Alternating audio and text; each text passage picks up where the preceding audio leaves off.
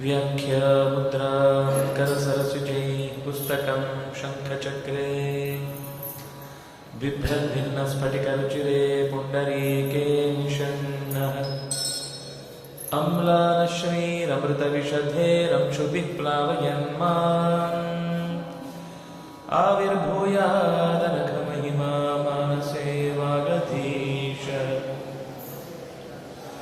रमापतिं पूर्णगुणं मुकुन्दं व्यासं च विज्ञानसहस्रभानुं पूर्णप्रबोधं च सुतत्वदीपं क्रमाद्गुरूंश्च प्रणमामि मूर्ध्ना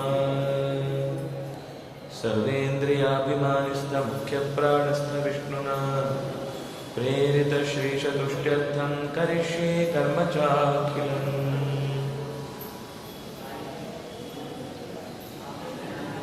जयति पराशरसूरः सत्यवती हृदयनन्दनो व्यासः यस्यास्य कमलगलितं वाङ्मयमृतं जगत्पिबति स्वस्तिस्तु सतां हरिः ಓಂ। ವೇದವ್ಯಾಸರ ಸಾಹಿತ್ಯದಲ್ಲಿ ಪ್ರಧಾನವಾದ ಭಾಗವೆನಿಸಿದ ಅಂದರೆ ಸಂಖ್ಯೆಯ ದೃಷ್ಟಿಯಿಂದ ಪುರಾಣ ಪ್ರಪಂಚದಲ್ಲಿ ಕಿಂಚಿತ್ತು ಅದರ ಪರಿಚಯ ಮಾಡಿಕೊಂಡು ಸಾಗುವ ದಾರಿಯಲ್ಲಿ ನಾವು ನಿನ್ನೆ ಬ್ರಹ್ಮಪುರಾಣ, ಪದ್ಮಪುರಾಣ ಮತ್ತು ವಿಷ್ಣು ಪುರಾಣಗಳ ಸಾಮಾನ್ಯ ಪರಿಚಯವನ್ನು ಮಾಡಿಕೊಂಡೆವು. ವಿಷ್ಣು ಪುರಾಣದಲ್ಲಿ ಸುಮಾರು 6 ಅಂಶಗಳಲ್ಲಿ 23,000 ಶ್ಲೋಕಗಳಲ್ಲಿ ವ್ಯಾಪ್ತವಾದ ಕೃಷ್ಣನ ಕಥೆಗೆ ಸ್ವಲ್ಪ ಪ್ರಾಧಾನ್ಯವನ್ನು ನೀಡುವ ವಿಷ್ಣು ಮಹಾತ್ಮ್ಯವನ್ನು ಹೆಚ್ಚು ನಿರೂಪಣೆ ಮಾಡುವ ಭಾಗ ಅಂತ ನಿನ್ನೆ ನಾವು ಗಮನಿಸಿದೆವು. ಮತ್ತೆ ಮುಂದೆ ಮತ್ತೊಂದು ಪುರಾಣ ವಾಯುಪುರಾಣ ಅಂತ, ಆದರೆ ಅದಕ್ಕೆ ಇನ್ನೊಂದು ಹೆಸರು ಇದೆ, ಅದನ್ನು ಶಿವಪುರಾಣ ಅಂತಲೂ ಕರೆಯುವಂಥದ್ದಿದೆ. ಹಾಗಾಗಿ ಕೆಲವೊಂದು ಸರ್ತಿ ನೀವು ಟೆಕ್ಸ್ಟ್ ಎರಡು ತೆಗೆದು ನೋಡಿದ್ರು ಒಂದೇ ಹೆಸರು. ಕೆಲವು ಕಡೆ ಅವರು ವಾಯುಪುರಾಣ ಅಂತ ಪ್ರಿಂಟ್ ಮಾಡಿರ್ತಾರೆ, ಕೆಲವು ಕಡೆ ಶಿವಪುರಾಣ ಅಂತ ಪ್ರಿಂಟ್ ಮಾಡಿರ್ತಾರೆ.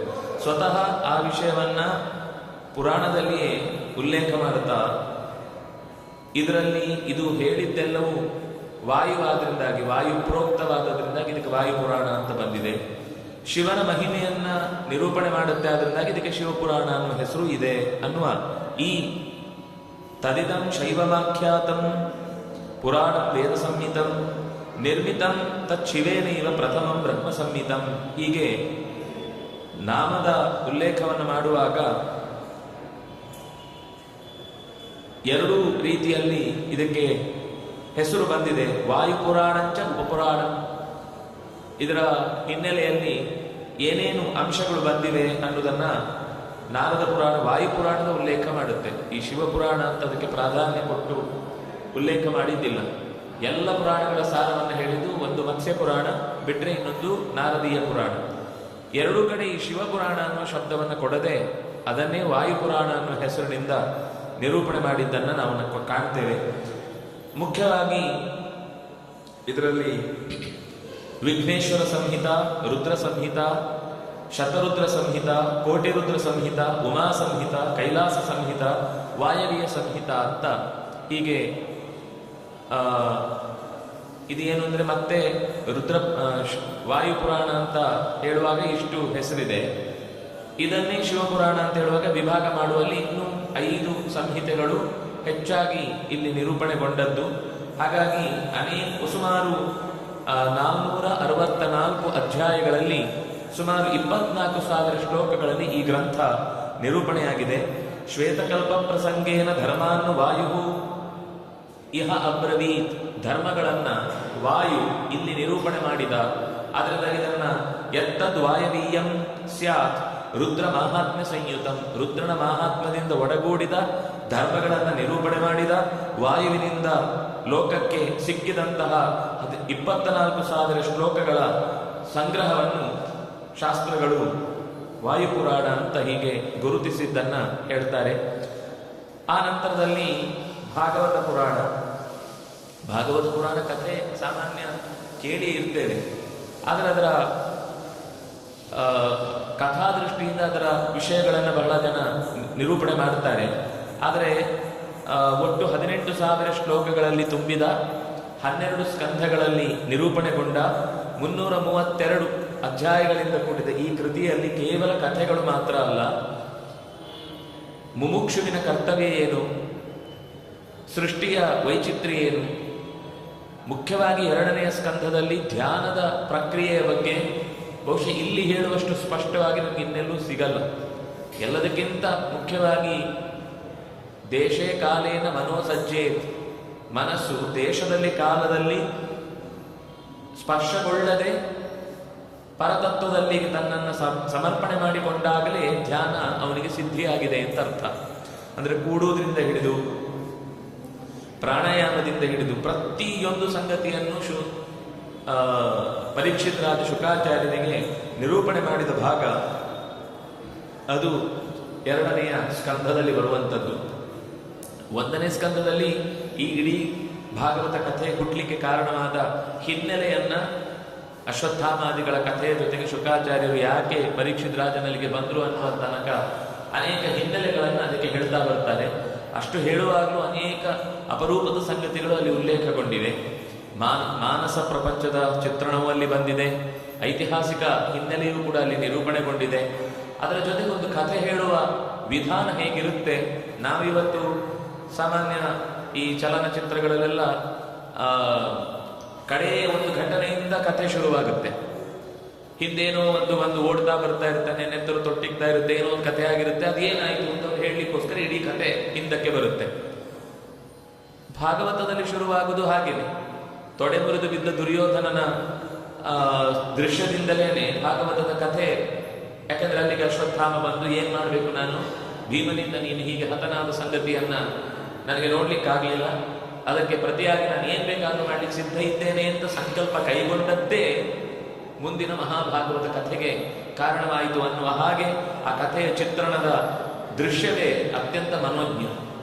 ಹೀಗೆ ನೋಡ್ತಾ ಹೋದ್ರೆ ಇವತ್ತು ಯಾವುದನ್ನೆಲ್ಲ ನಾವು ಹೊಸ ಟೆಕ್ನಿಕ್ ಅಂತ ಮಾತಾಡ್ತೇವೆ ಕಥೆ ಹೇಳುವುದರಲ್ಲಿ, ಚಿತ್ರ ಪ್ರದರ್ಶನ ಮಾಡುವ ರೀತಿಯಲ್ಲಿ, ಅಥವಾ ನರೇಟಿವ್ ಸ್ಟೈಲ್ ಇರ್ಬೋದು, ಮಾತಿನ ವರಸೆಗಳಿರ್ಬಹುದು, ಇದು ಯಾವುದು ವೇದವ್ಯಾಸರನ್ನ ಮನಸ್ಸಿನಲ್ಲಿ ತಂದುಕೊಂಡವನಿಗೆ ಹೊಸ್ತಲ್ಲ.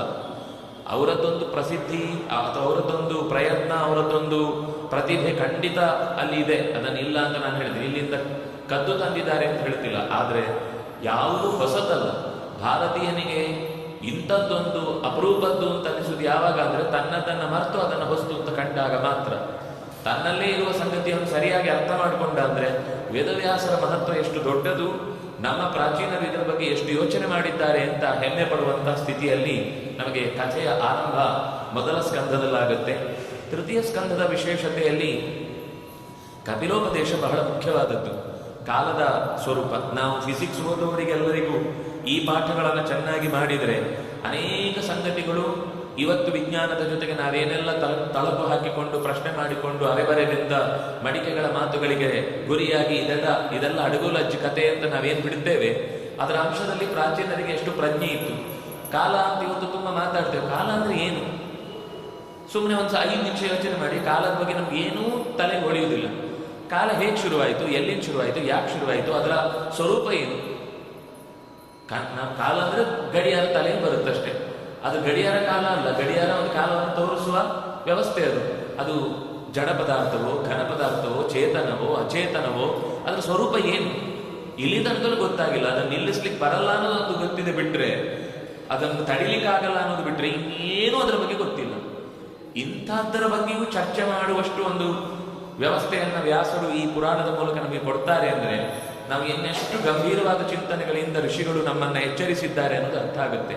ಪರಮಾಣುವಿನ ಬಗ್ಗೆ, ವಸ್ತುಗಳ ಸ್ವರೂಪದ ಬಗ್ಗೆ, ವಸ್ತುಗಳಲ್ಲಿ ಶಬ್ದ ಸ್ಪರ್ಶ ರೂಪ ರಸಗಂಧಗಳನ್ನುವಂತಹ ಗುಣಗಳು ಹೇಗೆ ಉತ್ಪತ್ತಿ ಆದವು ಅನ್ನೋದರ ಬಗ್ಗೆ, ಸೃಷ್ಟಿಯ ಅನೇಕ ಮಹತ್ವಗಳ ಬಗ್ಗೆ, ಕಾಲದ ವಿಚಾರ ಮಾಡುವಾಗಲೂ ಅದು ಎಷ್ಟು ಹಿಂದಿನದು, ಎಷ್ಟು ಹೊಸತು, ನಾವು ಹೇಗೆ ನಮ್ಮ ಗಣಿತವನ್ನು ಲೆಕ್ಕ ಮಾಡುತ್ತೇವೆ, ಇದು ಎಲ್ಲದರ ಸಂಗತಿಯೂ ಕೂಡ ದೇವಮಾನದ ಮೂಲಕ ಹೇಗೆ, ಮನುಷ್ಯಮಾನದ ಮೂಲಕ ಹೇಗೆ, ಅದು ವಿಭಾಗಗೊಂಡಾಗ ಅತಿ ಮಹತ್ವದ ಕಾಲ ಯಾವುದು, ಅತಿ ಸೂಕ್ಷ್ಮವಾದ ಕಾಲ ಯಾವುದು, ಇದೆಲ್ಲದರ ಚರ್ಚೆಯನ್ನ ನಾವು ಆರಂಭದಲ್ಲಿ ಕಪಿಲೋಪದೇಶದ ಆಚೆ ಈಚೆಗೆ ಬರುವ ಸಂಗತಿಗಳಲ್ಲಿ ಕಾಣ್ತೇವೆ.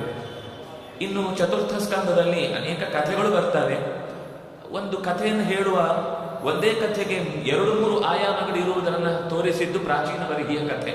ಮೇಲ್ನೋಟಕ್ಕೆ ಅದೊಂದು ಕಥೆ ಹಾಗೆ ಕಂಡ್ರೆ ಅದು ಅಂತರಂಗದ ಕಥೆ. ಅಂತರಂಗದ ಕಥೆ ಅಂತ ಅಷ್ಟೇ ಅನ್ಕೊಂಡ್ರೆ ಮತ್ತೆ ನೋಡಿದ್ರೆ ಇತಿಹಾಸದ ಕಥೆ. ಹೀಗೆ ಒಂದು ಇತಿಹಾಸವಾಗಿ, ಒಂದು ಉಪದೇಶವಾಗಿ, ಒಂದು ಅಂತರಂಗದ ಸಾಗುವ ದಾರಿಯಾಗಿ, ಹೀಗೆ ಒಂದು ಕಥೆಯನ್ನು ಹಲವು ರೀತಿಯಲ್ಲಿ ಹೇಳುವುದು ಹೇಗೆ ಎನ್ನುವುದನ್ನ ನಮಗೆ ಚತುರ್ಥ ಸ್ಕಂದದ ಮಾತಿನ ಮೂಲಕ ಕಾಣುತ್ತೆ. ಒಂದು ವಂಶಾವಳಿಯ ಜೊತೆಗೆ ಧ್ರುವನ ಚರಿತ್ರೆಯ ಜೊತೆಗೆ ಅನೇಕ ಪ್ರಾರ್ಥನೆಯ ಕ್ರಮ ಹೇಗಿರುತ್ತೆ, ಭಗವಂತನ ಹತ್ರ ಪ್ರಾರ್ಥಿಸಬೇಕಾದ ರೀತಿ ಏನು ಅನ್ನುವುದನ್ನು ಅದು ತಿಳಿಸುತ್ತೆ. ಇನ್ನು ಪಂಚಮ ಸ್ಕಂಧ ಸಾಮಾನ್ಯವಾಗಿ ಜಡಭರತನ ಕಥೆಯಲ್ಲಿ ಅದು ನಿಂತು ಬಿಡುತ್ತೆ. ಉಪದೇಶದ ದೃಷ್ಟಿಯಿಂದ ಬಹಳ ಮಹತ್ವದ್ದು. ವೃಷಭಗಿ ಈ ಭಾಗವತದಲ್ಲಿರುವ ವಿಶೇಷತೆ ಏನು ಅಂದರೆ ಸುಮಾರು ಒಂದು 15-20 ಗೀತೆಗಳಿವೆ.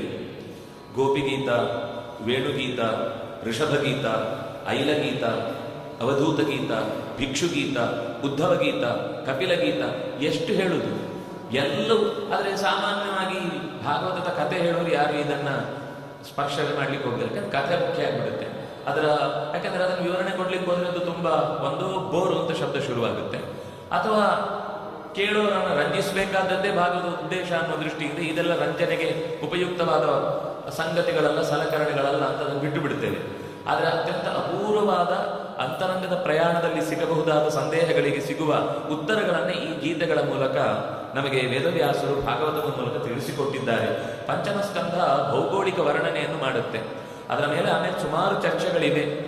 ಆಮೇಲೆ ಅದರ ಬಗ್ಗೆ ಬೇರೆ ಪುರಾಣಗಳಲ್ಲೂ ಸೂಕ್ಷ್ಮವಾಗಿ, ವಿಷ್ಣು ಪುರಾಣದಲ್ಲಿ ಸ್ವಲ್ಪ ಇದರ ಬಗ್ಗೆ ಚರ್ಚೆ ಇದೆ, ಪದ್ಮ ಪುರಾಣದಲ್ಲೂ ಬರುತ್ತೆ, ಸ್ಕಂದ ಪುರಾಣದಲ್ಲೂ ಸಿಗುತ್ತೆ.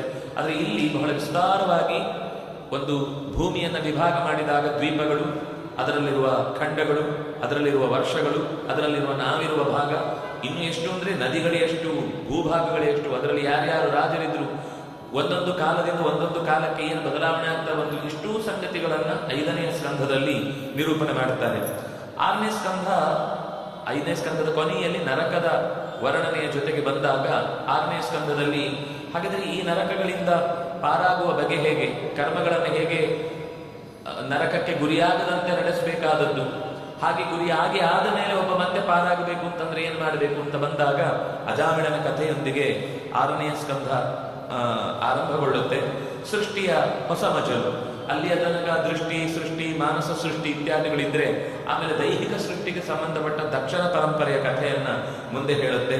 ವೃತ್ರನ ಕಥೆ ಬರುತ್ತೆ. ಅದರ ಜೊತೆಗೆ ಈ ಸ್ಕಂಧ ಈ ಸೃಷ್ಟಿಯಲ್ಲಿರುವ ಇನ್ನೂ ಅನೇಕ ರೂಪಗಳ ವಿವರಣೆಯನ್ನ ಮಾಡ್ತಾ ಹೋಗುತ್ತೆ. 7ನೆಯ ಸ್ಕಂದ ನಮಗೆ ಪ್ರಸಿದ್ಧ ನರಸಿಂಹನ ಅವತಾರದ ಕಥೆ. ಆದರೆ ಅದು ಬಹಳ ಬೇಗ ಸುಮಾರೊಂದು 4-5 ಅಧ್ಯಾಯಗಳಲ್ಲಿ ಮುಗಿದರೆ ಮುಂದೆ ಸುಮಾರು ಮತ್ತೆ 10 ಅಧ್ಯಾಯದ ತನಕ ಒಂದು ವ್ಯವಸ್ಥೆ ಅಂತ, ಜಗತ್ತಿನ ವ್ಯವಸ್ಥೆ ಅಂತ ನಾವು ನೋಡಿದ್ರೆ ಅದನ್ನು ನಡೆಸುವ ಬಗೆ ಹೇಗೆ ಅಂತ ಪ್ರಹ್ಲಾದನ ಮೂಲಕ ಬಂದ ಅನೇಕ ಉಪದೇಶದ ಮಾತುಗಳು 7ನೇ ಸ್ಕಂದದ ಕೊನೆಯಲ್ಲಿ ನಿರೂಪಣೆ ಆಗುತ್ತೆ. ಪ್ರತಿ ಯುಗ ಧರ್ಮ ಇರ್ಬೋದು, ಆಚಾರ ವಿವರಣೆಗಳಿರ್ಬೋದು, ವರ್ಣ ಧರ್ಮಗಳಿರ್ಬೋದು, ಇದರ ಬಗ್ಗೆ ಚರ್ಚೆ ಅಲ್ಲಿ ನಡೆದಿದೆ. 8ನೇ ಸ್ಕಂದ ಗಜೇಂದ್ರನ ಕಥೆಯನ್ನು ಹೇಳುತ್ತೆ, ಮನ್ವಂತರಗಳ ನಿರೂಪಣೆಯನ್ನು ಮಾಡುತ್ತೆ. ಅದರಲ್ಲಿ ಮನುವಲ್ಲಿ ಯಜ್ಞರೂಪಿ ಪರಮಾತ್ಮನ ಹತ್ರ ಪ್ರಾರ್ಥನೆ ಮಾಡಿ ಪಡೆದ ಮಂತ್ರಗಳ ಉಪದೇಶದ ಚಿಂತನೆ ಅಲ್ಲಿದೆ. ಸಮುದ್ರದ ಮಥನ, ಬಲಿ ಇಡೀ ಜಗತ್ತನ್ನು ತನ್ನ ವಶಕ್ಕೆ ತಂದುಕೊಂಡು ದೇವತೆಗಳನ್ನು ನಿಗ್ರಹಿಸುವ ಪ್ರಯತ್ನ ಮಾಡಿದಾಗ ವಾಮನನಾಗಿ ಬಂದು ಅವನನ್ನು ನಿಗ್ರಹಿಸಿದ ಕಥೆ, ಕೊನೆಗೆ ಮತ್ಸ್ಯಾವತಾರದ ಕಥೆ, ಹೀಗೆ ಅನೇಕ ಅವತಾರಗಳ ಕಥೆಯನ್ನ ಈ 8ಮ ಸ್ಕಂಧ ಹೊಂದಿದೆ. 9ಮ ಸ್ಕಂಧದಲ್ಲಿ ಹೆಚ್ಚು ಕಮ್ಮಿ ಸೂರ್ಯವಂಶದ ವರ್ಣನೆ, ಕೊನೆಗೆ ಅದು ಚಂದ್ರವಂಶಕ್ಕೆ ಬಂದು ನಿಲ್ಲುವ ತನಕ ಆ ವಿವರಣೆ ಇದೆ. ರಾಮನ ಚರಿತ್ರೆಯು ಅತ್ಯಂತ ಸೂಕ್ಷ್ಮವಾಗಿ, ಅತ್ಯಂತ ಸುಂದರವಾಗಿ ಇಲ್ಲಿ ನಿರೂಪಣೆಗೊಂಡಿದೆ. 10ಮ ಸ್ಕಂಧ ಅಂತೂ ಅದು ಕೃಷ್ಣನ ಬಾಲ್ಯದಿಂದ ಹಿಡಿದು ಅವನ ವೈವಾಹಿಕ ಚಿಂತನೆಯನ್ನ ಜೊತೆಗೂಡಿಸಿಕೊಂಡು ಕೌಟುಂಬಿಕವಾಗಿ ಹೇಗಿದ್ದ, ರಾಜಕೀಯ ದೃಷ್ಟಿಯಿಂದ ಅವನು ಏನೇನು ಕರ್ತವ್ಯಗಳನ್ನು ನಿರ್ವಹಿಸಿದ, ಅದು ಇಡೀ ಒಂದು ಸಮಗ್ರ ಜೀವನದ ಚಿತ್ರಣವನ್ನ ಬಹುಶಃ ಬೇರೆ ಪುರಾಣಗಳಲ್ಲಿ ಇಷ್ಟು ವಿವರ ಇಲ್ಲ. ಬೇರೆ ಕಡೆ ಇದೆ, ಭವಿಷ್ಯ ಪುರಾಣದಲ್ಲಿದೆ, ವಿಷ್ಣು ಪುರಾಣದಲ್ಲಿದೆ, ಪದ್ಮ ಪುರಾಣದಲ್ಲಿದೆ, ಅಗ್ನಿ ಪುರಾಣದಲ್ಲಿದೆ. ಆದರೆ ಇಲ್ಲಿ ಬರುವ ಹಾಗೆ ಒಂದು ಸ್ಕಂದ ಪೂರ್ತಿ ಸುಮಾರು 106-107 ಅಧ್ಯಾಯದ ತನಕವೂ ವಿವರಣೆ ಏನು ಬಂದಿದೆ ಅದು ಅತ್ಯಂತ ಅಪೂರ್ವವಾದ ಸಂಗತಿ. 11ಶ ಸ್ಕಂದ ಮತ್ತೆ ಉಪದೇಶಗಳ ಸರಮಾಲೆ. ಇಲ್ಲೇ ಬರುವಂಥದ್ದು ಉದ್ಧವ ಗೀತೆ, ಸುಮಾರು 1000 ಶ್ಲೋಕಗಳಿಗೂ ಮೀರಿ ಉದ್ಧವ ಗೀತೆಯಲ್ಲಿ ಕೃಷ್ಣನ ಉಪದೇಶ ಲೋಕಕ್ಕೆ ಮುಂದೆ ಜ್ಞಾನಗಂಗೆ ಹರಿಯಬೇಕು ಅನ್ನೋ ಉದ್ದೇಶದಿಂದ ಕೊಟ್ಟ ಮಾತುಗಳು ಇಲ್ಲಿ ನಿರೂಪಣೆಗೊಂಡಿದೆ. ಎಲ್ಲ ಥರದ ಸಂಗತಿ, ನಿತ್ಯಾನುಷ್ಠಾನದಲ್ಲಿ ನಾವು ಪ್ರಾಣಾಯಾಮ ಹೇಗೆ ಮಾಡಬೇಕು, ಕೂಡಬೇಕು ಹೇಗೆ, ಯಾಕೆಂದರೆ ಪ್ರಾಣಾಯಾಮ ಅನ್ನೋದು ಈ ಮೂಗಿದ್ದವರಿಗೆ ಎಲ್ಲರಿಗೂ ಮಾಡಬೇಕಾದ ಸಂಗತಿ, ಅದು ಯಾರೋ ಒಬ್ಬರಿಗೆ ಸಂಬಂಧಪಟ್ಟದ್ದಲ್ಲ. ಆಗ ಅದನ್ನು ಹೇಗೆ ನಾವು ಬಲವನ್ನಾಗಿ ಅದನ್ನು ಬದಲಾಯಿಸಿಕೊಳ್ಬೇಕು, ಆರೋಗ್ಯವನ್ನು ಕಾಪಾಡಿಕೊಳ್ಳುವುದಕ್ಕೆ ಅದೆಷ್ಟು ಅಗತ್ಯ, ಇಂತಹ ಅನೇಕ ಸಂಗತಿಗಳು 11ನೇ ಸ್ಕಂದದಲ್ಲಿ ನಿರೂಪಣೆಗೊಂಡಿದೆ. ಗುರುಗಳ ಪರಿಚಯವನ್ನು ಮಾಡಿಕೊಡುತ್ತೆ. ಅನೇಕ ಆಧ್ಯಾತ್ಮಿಕ ಸಂದೇಶಗಳ ಜೊತೆಗೆ ದೈನಿಕ ಬದುಕನ್ನು ನಡೆಸುವಾಗ ನಾವು ತೊಡಬೇಕಾದ ಎಚ್ಚರಗಳೇನು ಅಂತ ಹೇಳುತ್ತೆ. 12ನೇ ಸ್ಕಂಧ ಭವಿಷ್ಯ ಕಲಿಯ ಪ್ರವೇಶ ಆದ ನಂತರ ಮುಂದೆ ಏನಾಗುತ್ತೆ ಭೂಮಿಯಲ್ಲಿ, ಬುದ್ಧನ ಅವತಾರದ ಕುರಿತಾಗಿ, ಕಲ್ಕಿಯ ಅವತಾರದ ಕುರಿತಾಗಿ ಮಾತುಗಳು ಬಂದಿದೆ. ಅದರ ಜೊತೆಗೆ ಕಲಿಯ ಪ್ರಭಾವದಿಂದ ಏನೇನಾಗತ್ತೆ ಒಂದಿಷ್ಟು ವಿವರಣೆ ಇದೆ. ಅದರ ಜೊತೆಗೆ ಕೊನೆಗೆ ಮಾರ್ಕಂಡೇಯನ ಚರಿತ್ರೆಯ ಜೊತೆಗೆ ಭಾಗವತದ ಮಹಾತ್ಮೆ, ಭಾಗವತದ ಕಥೆಯನ್ನು ಕೇಳುವುದರ ಹಿನ್ನೆಲೆ ಇತ್ಯಾದಿಗಳನ್ನೆಲ್ಲ ಈ ಪುರಾಣ ನಿರೂಪಣೆ ಮಾಡುತ್ತೆ. ಒಟ್ಟು 18,000 ಶ್ಲೋಕಗಳಲ್ಲಿ ಇದ್ದು ಇದರ ಬಗ್ಗೆ ಬೇರೆ ಪುರಾಣಗಳು ತುಂಬ ಹೊಗಳುತ್ತವೆ. ಪುರಾಣಗಳಲ್ಲಿ ರಾಜ ಅಂತ ಭಾಗವತವನ್ನು ಕರೀತಾರೆ. ಭಾಗವತದಲ್ಲಿರುವ ಕಥೆಗೆ ಅನುಗುಣವಾಗಿ ಉಳಿದ ಪುರಾಣಗಳಲ್ಲಿ ಏನಾದರೂ ವಿರೋಧಗಳು ಕಂಡಾಗ ಇದಕ್ಕೆ ಸರಿಯಾಗದನ್ನು ಕೂಡಿಸಿಕೊಳ್ಬೇಕು ಅನ್ನುವ ರೀತಿಯಲ್ಲೂ ಈ ವಿಶೇಷತೆ ಏನಂದ್ರೆ, ಉಳಿದ ಪುರಾಣಗಳಿಗೆ ಭಾಗವತ ವಿಶೇಷ ಅಂಶ ಆದರೆ ಮಹಾಭಾರತದಲ್ಲಿ ಬಂದ ಸಂಗತಿಗಳೇನಾದರೂ ಇದ್ರು ಅದಕ್ಕೂ ಕೆಲವು ಸಂಗತಿಗಳನ್ನ ಈ ಮಹಾಭಾರತ ಕಥಾ ನಿರ್ಣಯವನ್ನು ಕೂಡ ಕೆಲವು ಕಡೆ ಮಾಡಲಿಕ್ಕೆ ಸಿಗುವಂಥದ್ದನ್ನು ಕೂಡ ತೋರಿಸಿಕೊಡ್ತಾರೆ. ಹೀಗೆ ಪುರಾಣ ರಾಜನಾಗಿ ಅದರ ಶ್ರವಣ ಫಲ ಬದುಕಿನಲ್ಲಿ ಇನ್ಯಾವತ್ತೂ ಕೂಡ ಮತ್ತೆ ಅವನು ಸಂಸಾರದ ತಾಪತ್ರಯದಲ್ಲಿ ಸಿಲುಕದಷ್ಟು ಆತ್ಮಿಕವಾಗಿ ಬೆಳೆಯುತ್ತಾನೆ ಅನ್ನೋದು ಅದರ ಫಲವನ್ನು ಹೇಳುತ್ತಾರೆ. ಮುಂದೆ ನಾರದ ಪುರಾಣ, ನಾರದೀಯ ಪುರಾಣ ಅಂತ ಕರೀತಾರೆ. ಬೃಹನ್ನಾರದೀಯ ಅಂತ ಒಂದು ಹೆಸರಿದೆ. ಅದರ ಉತ್ತರ ಭಾಗವನ್ನು ಹಾಗೆ ಕರೆಯುವುದಿದೆ. ಪೂರ್ವ ಭಾಗ, ಉತ್ತರ ಭಾಗ ಅಂತ 2 ವಿಭಾಗಗಳಲ್ಲಿ ಇದನ್ನು ಕರೀತಾರೆ. ಒಟ್ಟು ಸುಮಾರು 207 ಅಧ್ಯಾಯಗಳಲ್ಲಿ ಇದು ನಿರೂಪಣೆಗೊಂಡಿದೆ. 4 ಪಾದಗಳಲ್ಲಿ ಇಷ್ಟು ಅಧ್ಯಾಯಗಳು ಸೇರಿ ಒಟ್ಟು 25,000 ಶ್ಲೋಕಗಳಲ್ಲಿ ಈ ನಾರದ ಪುರಾಣ ನಿರೂಪಣೆಗೊಂಡಿದೆ. ಮುಖ್ಯವಾಗಿ ಸೂತ ಶೌನಕರ ಮೂಲಕ ಸಂವಾದ ಇಲ್ಲಿ ಆರಂಭಗೊಳ್ಳುತ್ತೆ. ಸೃಷ್ಟಿಯ ಸಂಕ್ಷೇಪವಾದ ವಿವರಣೆ ಬಂದಿದೆ. ಅನೇಕ ಧರ್ಮಗಳ ಬಗ್ಗೆ ಮಾತಾಡುತ್ತಾ ಸನಕ ಲೌಕಿಕವಾದಂತಹ ಜೀವನವನ್ನು ನಡೆಸುವವನಿಗೆ ಯಾವೆಲ್ಲ ಎಚ್ಚರಗಳಿರಬೇಕು ಅನ್ನುವ ಉಪದೇಶದ ಮಾತು ಅಲ್ಲಿ ಬಂದಿದೆ. ಆನಂತರ ಮೋಕ್ಷೋಪಾಯ, ವೇದಗಳ ಅಂಗಗಳು ಯಾವುದು, ಅದರ ತಿಳುವಳಿಕೆ ಹೇಗಿರಬೇಕು, ಶುಕನ ಉತ್ಪತ್ತಿಯ ಬಗ್ಗೆ ವಿಸ್ತಾರವಾದ ಕಥೆ ಇಲ್ಲಿ ಬಂದಿದೆ. ಅಷ್ಟೇ ಅಲ್ಲ, ನಾರದರ ಮತ್ತು ಸನಂದನನ ಸಂವಾದವಾಗಿ ಈ ನಾರದ ಪುರಾಣ ಬಂದಿರುವಂಥದ್ದು. ಅದರ ಜೊತೆಗೆ ಅನೇಕ ಮಂತ್ರಗಳನ್ನು ಹೇಗೆ ಉಪಾಸನೆ ಮಾಡಬೇಕು, ಅದಕ್ಕೆ ಬಳಸಬೇಕಾದ ನಿಯಮಗಳೇನು, ಯಾವ ಅಕ್ಷರ ಇದ್ರೆ ಏನು ಫಲ ಕೊಡುತ್ತೆ, ಅಕ್ಷರ ಅದರ ಬೀಜ ಮಂತ್ರಗಳು ಯಾವುದು, ಕೊನೆಯ ಅವಸ್ಥಾನಗಳು ಹೇಗಿರಬೇಕು ಅನ್ನುವುದನ್ನೆಲ್ಲ ಈ ಪುರಾಣದ 3ನೆಯ ಅಂದರೆ ತೃತೀಯ ಪಾದದಲ್ಲಿ ಇದರ ನಿರೂಪಣೆಯಾಗಿದೆ.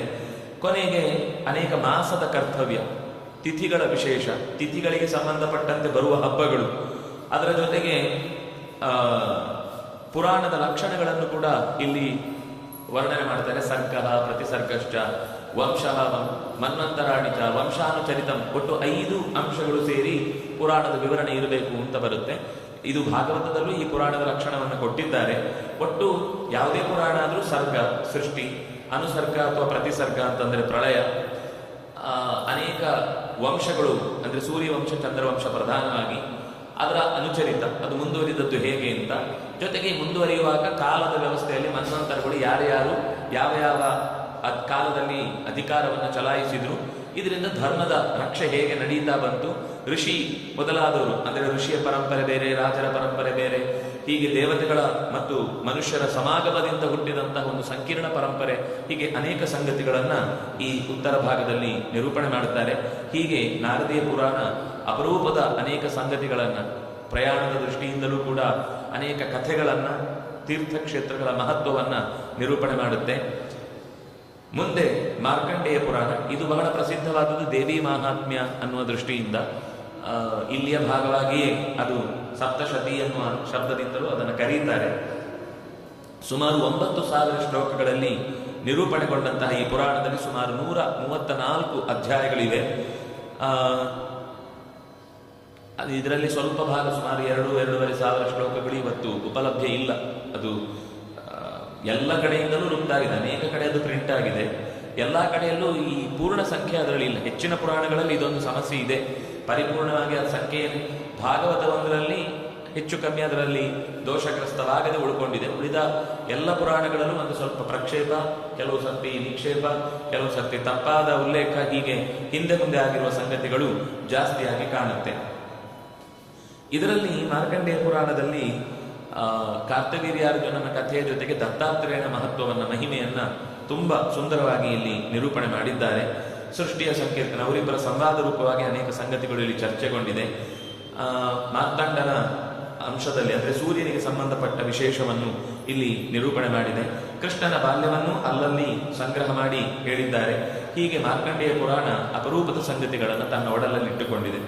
ಮತ್ತೆ ಮುಂದೆ ಅಗ್ನಿ ಪುರಾಣ ಸುಮಾರು 15,000 ಶ್ಲೋಕಗಳಲ್ಲಿ ತುಂಬಿರುವಂಥದ್ದು.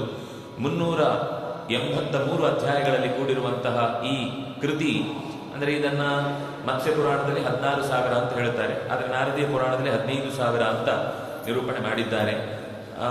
ಮುಖ್ಯತಃ ಇದರಲ್ಲಿ ಆರಂಭದಲ್ಲೇ 7 ಅಧ್ಯಾಯಗಳಲ್ಲಿ ಇಡೀ ರಾಮಾಯಣದ ಕಥೆಯನ್ನು, 7 ಕಾಂಡದ ಕಥೆಯನ್ನು ಬಹಳ ಕ್ರಿಸ್ಪ್ ಆಗಿ, ಯಾವ ಮುಖ್ಯ ಕಥೆಯನ್ನು ಬಿಡದೆ, ಉಳಿದ ಸಣ್ಣ ಪುಟ್ಟ ಸಂಭಾಷಣೆಗಳಿಗೆ ಅವಕಾಶ ಇಲ್ಲ, ಆದರೆ ಮುಖ್ಯ ಕಥೆಯನ್ನ ಒಂದು ಸರ್ತಿ ಇಡೀ ರಾಮಾಯಣವನ್ನು ಮೆಲುಕು ಹಾಕಲಿಕ್ಕೆ ಅನುಕೂಲಕರವಾಗಿ ಇದು ನಿರೂಪಣೆಗೊಂಡಿದೆ. ಆಮೇಲೆ ಮಹಾಭಾರತವು ಹೀಗೆ ಆರಂಭದಲ್ಲಿ 6-7 ಅಧ್ಯಾಯಗಳಲ್ಲಿ ನಿರೂಪಣೆಗೊಂಡಿದೆ. ನಾನು ಮೊನ್ನೆ ಹೇಳಿದ ರಾಮನ ಬಾಲ್ಯದ ಕಥೆ ಬಂದದ್ದು ಇದೇ ಅಗ್ನಿ ಪುರಾಣದಲ್ಲಿ. ಅಂತಹ ಸುಂದರವಾದ ನಿರೂಪಣೆ ಇದೆ. ಶಾಲಗ್ರಾಮದ ಲಕ್ಷಣಗಳಿವೆ. ಅಪಾಮಾರ್ಜನ ಸ್ತೋತ್ರ ಅಂತ ಪಾಪಗಳನ್ನು ಕಳೆದುಕೊಳ್ಳುವುದಕ್ಕೋಸ್ಕರ ಇರುವ ಒಂದು ಸುಂದರವಾದ ಸ್ತೋತ್ರ ಇದೆ. ಸರ್ವರೋಗಹರ ಸ್ತೋತ್ರ ಅಂತನೂ ಇಲ್ಲಿ ನಿರೂಪಣೆಗೊಂಡಿದೆ. ಇಲ್ಲೇ ಬಂದಿರುವಂತಹದ್ದು ಅಚ್ಯುತಾನಂತ ಗೋವಿಂದ ನಾಮೋಚ್ಚಾರಣ ಭೀಷಿತ ನಶ್ಯಂತ ಸಕಲಾರೋಗ ಸತ್ಯಂ ಸತ್ಯಂ ವದಾಮ್ಯಹಂ ಅಂತ ಬಂದ ಸಂಗತಿ ಇದೇ ಪುರಾಣದಲ್ಲಿ ಸಿಗುವಂಥದ್ದು. ಮಂತ್ರ, ಯಂತ್ರ, ಔಷಧಗಳ ನಿರೂಪಣೆ ಇಲ್ಲಿ ಬಂದಿದೆ. ಅಗ್ನಿ ಪುರಾಣದಲ್ಲಿ ವಿಷಯ ವೈಪುಲ್ಯ, ಎಷ್ಟೆಷ್ಟು ತರದ ಬಗ್ಗೆ ಮಾತಾಡಬಹುದು, ಎಲ್ಲ ವಿಷಯಗಳನ್ನು ಕೂಡ, ಅದು ಸಾಹಿತ್ಯದ ದೃಷ್ಟಿ ಇರ್ಬೋದು, ಆರೋಗ್ಯದ ದೃಷ್ಟಿ ಇರ್ಬೋದು, ಪ್ರಾಣಿ ಪಕ್ಷಿಗಳ ದೃಷ್ಟಿ ಇರ್ಬೋದು, ಆಯುರ್ವೇದದ ಹಿನ್ನೆಲೆ ಇರ್ಬೋದು, ಎಲ್ಲವನ್ನು ಈ ಗರುಡ ಪುರಾಣ ಮತ್ತು ಅಗ್ನಿ ಪುರಾಣದಲ್ಲಿ ವಿಷಯಗಳ ವೈಭಾಗ ತುಂಬ ಜಾಸ್ತಿ ಇದೆ. ಹಾಗೆ ಧನುರ್ವಿದ್ಯೆಯ ಬಗ್ಗೆ ಇದೆ, ನಾಡಿ ಶೋಧದ ಬಗ್ಗೆ, ನಾಡಿ ಚಕ್ರಗಳ ಬಗ್ಗೆ ನಿರೂಪಣೆ ಇದೆ. ಸಂಧ್ಯಾದಿ ವಿಧಿಗಳನ್ನು ನಾವು ನಡೆಸುವ ಬಗ್ಗೆ ಮಾತು ಹೇಳುತ್ತೆ. ಮಾಸಿಕ ವ್ರತಗಳು ಏನು ಅಂತ ಅನ್ನೋದನ್ನು ನಿರೂಪಣೆ ಮಾಡುತ್ತೆ. ಹೀಗೆ ಅಶ್ವವಿದ್ಯೆ, ಗಜವಿದ್ಯೆ, ಗೋವಿದ್ಯೆ ಇದರ ಬಗ್ಗೆಯೂ ಕೂಡ ಇಲ್ಲಿ ಚಿಂತನೆ ನಡೆದಿದೆ. ಪ್ರಳಯದ ಬಗ್ಗೆ ಮತ್ತು ಶಾರೀರಿಕ ಲಕ್ಷಣ ಇದೆಲ್ಲವನ್ನು ಕೂಡ ಈ ಅಗ್ನಿ ಪುರಾಣ ನಿರೂಪಣೆ ಮಾಡುತ್ತೆ ಅನ್ನೋದು ಈ ಪುರಾಣದ ವಿಶೇಷ. ಮುಂದಿನದ್ದು ಭವಿಷ್ಯ ಪುರಾಣ. ಇದರ ಹೆಸರೇ ಹೇಳುವ ಹಾಗೆ ಸ್ವಲ್ಪ ಮುಂದೆ ಭವಿಷ್ಯದಲ್ಲಿ ಬರುವ ರಾಜರ ಕಥೆಯನ್ನು ಕೂಡ ಅದು ನಿರೂಪಣೆ ಮಾಡುತ್ತೆ. ಆದ್ರೆ ಏನಾಗಿದೆ ಅಂದ್ರೆ ಇದರಲ್ಲಿ ಪ್ರಕ್ಷೇಪಗಳು ಜಾಸ್ತಿ ಆಗಿರುವುದರಿಂದ ಸ್ವಾತಂತ್ರ್ಯ ಬರುವ ತನಕದ ಕಥೆಯೂ ಕೂಡ ಬಂದ್ಬಿಟ್ಟಿದೆ ಮಧ್ಯದಲ್ಲಿ. ಅದೆಲ್ಲ ಸೇರಿಸಿದ್ದು ಅಂತ ಸ್ಪಷ್ಟವಾಗಿ ಗೊತ್ತಾಗುತ್ತೆ.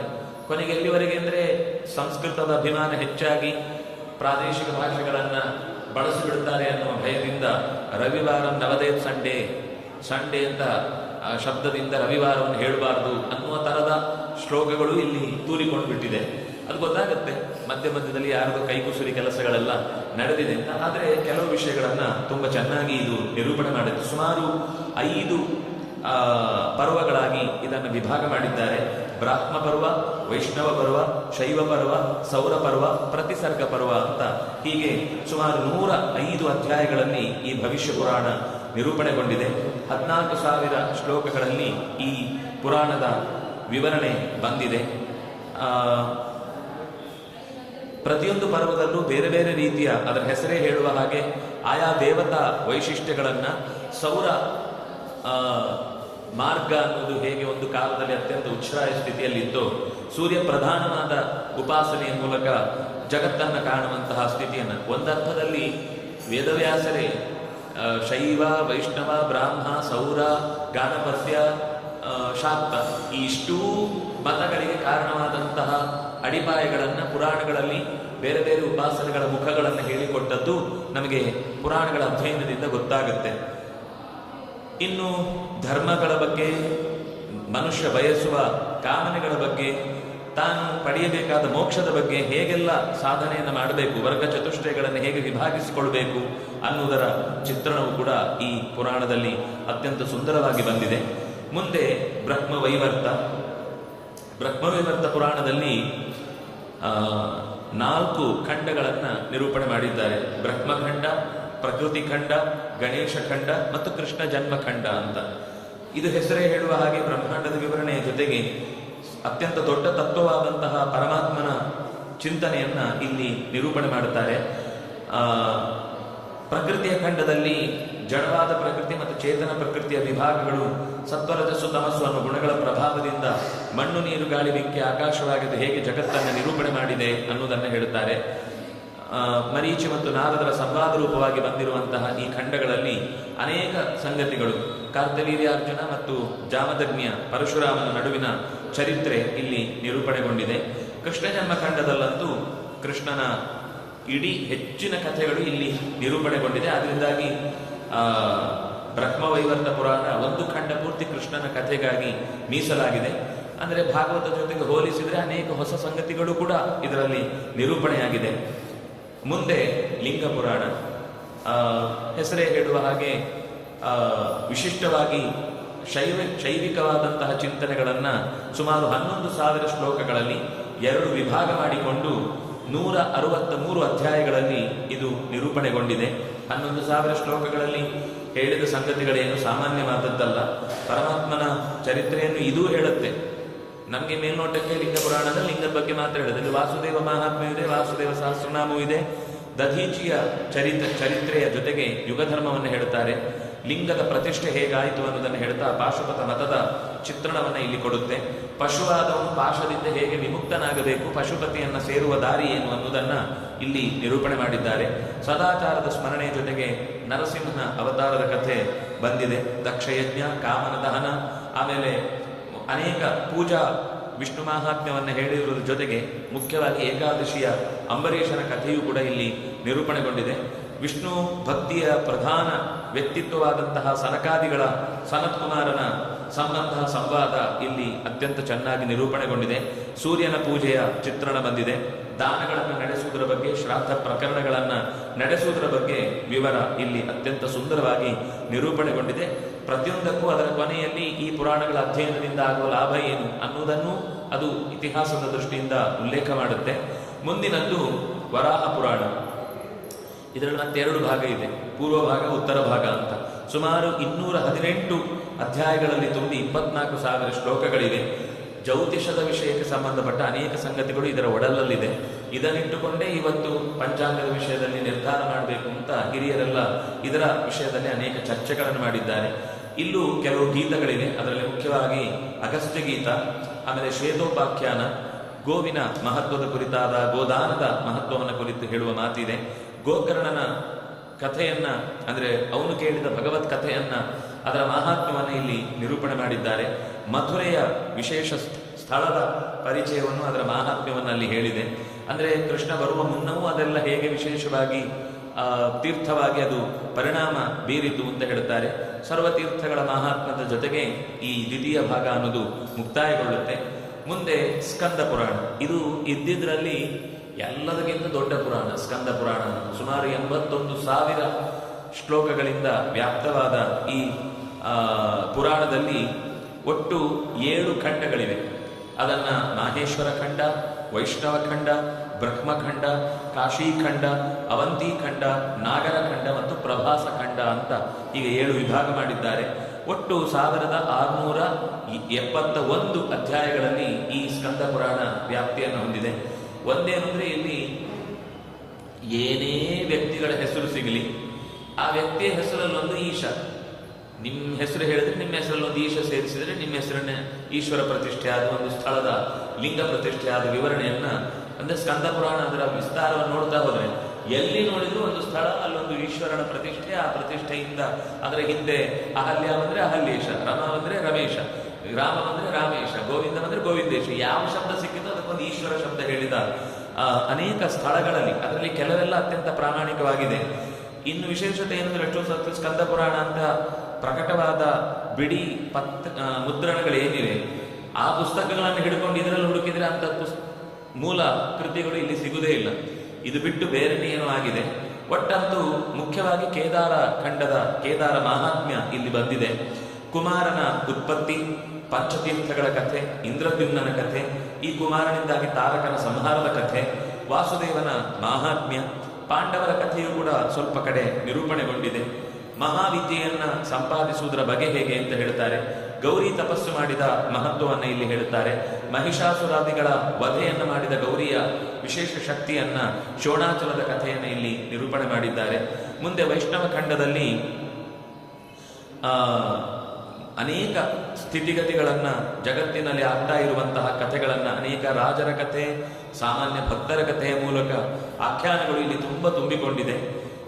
ದೇವರಿಗೆ ನಾವು ಮಾಡುವಂತಹ ಉತ್ಸವದಲ್ಲಿ ದೋಲೋತ್ಸವ ಇತ್ಯಾದಿಗಳನ್ನೆಲ್ಲ ಏನು ನೋಡ್ತೇವೆ ನಾವು, ಅದು ಕೇವಲ ನಮ್ಮಲ್ಲಿ ಯಾವುದೋ ಒಂದು ಜನರಿಗೆ ಒಂದು ಮೋಜು ಮಾಡಲಿಕ್ಕೋಸ್ಕರ ಸೃಷ್ಟಿಯಾದ ಭಾಗಗಳು ಗೊತ್ತಿಲ್ಲ.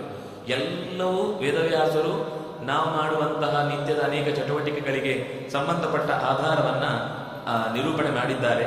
ಪುಂಡ್ರಧಾರಣೆ, ಮಾಲಧಾರಣೆ, ಅಕ್ಷಾದಿ ಮಾಲೆಗಳಿಂದ ಜಪ ಮಾಡುವ ವಿಧಾನ, ಆಮೇಲೆ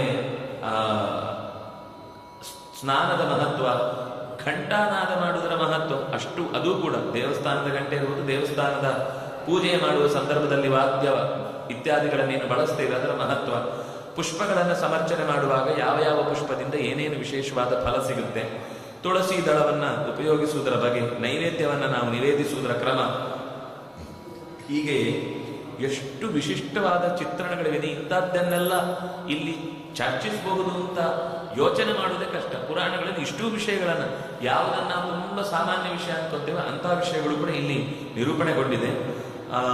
ಸರಯೂ ನದಿಯ ತೀರದಲ್ಲಿ ಗುಪ್ತಹರಿ ಘಾಟ್ ಅಂತ ಒಂದಿದೆ.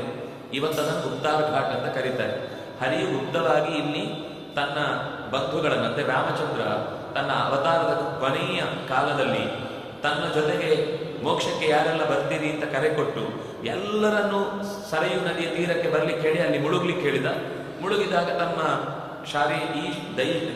ಭೌತಿಕ ಶರೀರವನ್ನು ಬಿಟ್ಟು ದಿವ್ಯ ಶರೀರದೊಂದಿಗೆ ರಾಮನೊಂದಿಗೆ ಪ್ರಯಾಣ ಮಾಡಿದ್ರು ಅನ್ನುವ ಕಥೆ ಇದೆ. ಅದಕ್ಕೆ ಸಂಬಂಧಪಟ್ಟ ಆ ಸ್ಥಳದ ಮಹತ್ವವನ್ನು, ಸರಯೂ ನದಿಯ ಘಟ್ಟದ ವಿಶೇಷತೆಯನ್ನ ಇಲ್ಲಿ ನಿರೂಪಣೆ ಮಾಡಿದ್ದಾರೆ. ಮಾಂಡವಿಯ ಕಥೆ ಇಲ್ಲಿ ನಿರೂಪಣೆಗೊಂಡಿದೆ.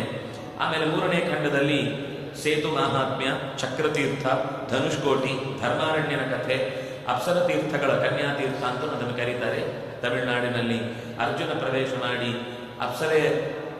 ಮೊಸಳೆಗಳ ರೂಪದಲ್ಲಿದ್ದ ಅಪ್ಸರೆಯನ್ನೆಲ್ಲ ಅವರು ಹಿಂದೆ ಅಪಮಾನ ಮಾಡಿ ಅಪ್ಸರೆಯರಾಗಿ ಹುಟ್ಟಿದ್ದು, ಮೊಸಳೆಗಳಾಗಿ ಹುಟ್ಟಿದವರನ್ನು ಮತ್ತೆ ಅಪ್ಸರೆಯರನ್ನಾಗಿಸಿದ ಕಥೆಯನ್ನ ಹೇಳುವ ಜಾಗದಲ್ಲಿ ನಡೆದ ಘಟನೆಗಳ ಬಗ್ಗೆ ವಿವರಣೆ ಕೊಟ್ಟಿದೆ. ಹಾಗೆ ಅನೇಕ ತೀರ್ಥಗಳ ಹೆಸರನ್ನು ಹೇಳ್ತಾರೆ. ಒಬ್ಬ ಲೋಹಾಸುರ ಅಂತಿದ್ದ, ಅವನ ಸಂಹಾರದ ಕಥೆಯನ್ನು ಹೇಳ್ತಾರೆ. ರುದ್ರದೇವರ ತಾಂಡವದ ಮಹತ್ವ ಏನು ಅಂತ ಅಲ್ಲಿ ನಿರೂಪಣೆಯಾಗಿದೆ. ತನ್ನ ಮಡದಿಗೆ ರಾಮನಾಮವನ್ನು ಉಪದೇಶ ಮಾಡಿ ಇದರ ಮಹತ್ವ ಏನು, ಮಂತ್ರದ ಬಲ ಏನು ಅಂತ ಇಲ್ಲೇ ನಿರೂಪಣೆಗೊಂಡಿದೆ. ಶಿವರಾತ್ರಿಯ ಮಹತ್ವ ಬಂದಿದೆ. ಕಾಶಿ ಖಂಡದಲ್ಲಂತೂ ಕಾಶಿಯ ಅನೇಕ ಪೂರ್ವ ಇತಿಹಾಸದ ಚಿತ್ರಣ ಬಂದಿದೆ.